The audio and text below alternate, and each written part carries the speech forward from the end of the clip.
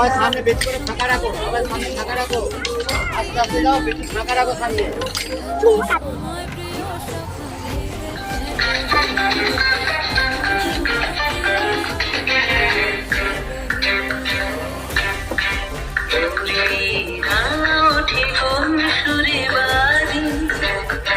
কোন নবচঞ্চল